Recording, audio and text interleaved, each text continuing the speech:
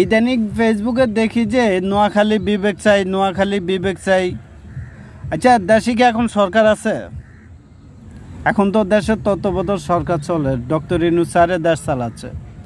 এখন মানুষেরা যে তাদের অধিকারগুলার জন্য আন্দোলন করে, এটা তো আমার দৃষ্টিতে একটা বোকামি। কারণ এখন তো আর অধিকার পূরণ করার মতন সরকার নাই। সরকার যদি থাকতো তাহলে আন্দোলন করে সরকারে এটার একটা সমাধান দিত। অন্ততবদ্ধ সরকার, উপদেষ্টা সরকারেরা তো আর এই ধরনের সমাধান দিতে পারে না। তাহলে আমার দৃষ্টিতে যারা এই নোয়াখালী বিবেক চাই চাই করে আন্দোলন করে, তারা একটা বোকামিতে আছে, বোকার চিন্তা করে বসে আছে।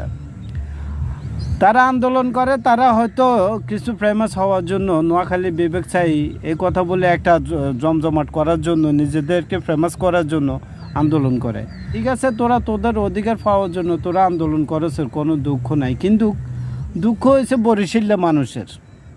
বরিশালের মানুষেরা এইটারে নিয়ে একটা ট্রল বানাচ্ছে। এর বাইরে নোয়াখালীর মানুষেরা এদের সুযোগ সুবিধা থেকে বঞ্চিতর কারণে তো এরা নোয়াখালী বিবেক চাই আন্দোলন করতেছে। হয়তো জানে এই সরকারের আমলে পূরণ হবে না, কিন্তু এটা যে একটা আন্দোলন, এটা তো সবার মনে থাকবে। আন্দোলন করছে, এটা তো সবার স্মরণ থাকবে, মনে থাকবো। বলে না, ঠেলে মাফ কর আল্লাহ, তুই রক্ষা কর।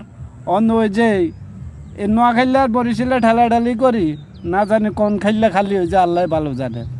আমার খুব ইচ্ছে দেশে থাকান যাইতো না। এখন চিন্তা করতেছি চাঁদের দেশে কিন্তু জায়গা বিক্রি হচ্ছে, তাই চাঁদের দেশে চলে যাবো। এই দেশের মধ্যে থাই, কোনো সময় বন্যা, কোনো সময় গরম, কোনো সময় ঠান্ডা, বিভিন্ন মানুষের শত্রুতা, আমি মানে জুলুমি যে যেরকমভাবে করতে পারতেছে, শাসন করে যাচ্ছে।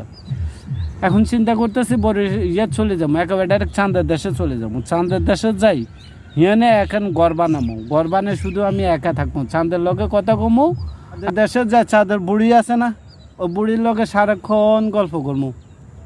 বুড়ির লগে, চাঁদের বুড়ির লগে গল্প করবো, গল্প করে করে দিন পার করে দেবো। কি কোন?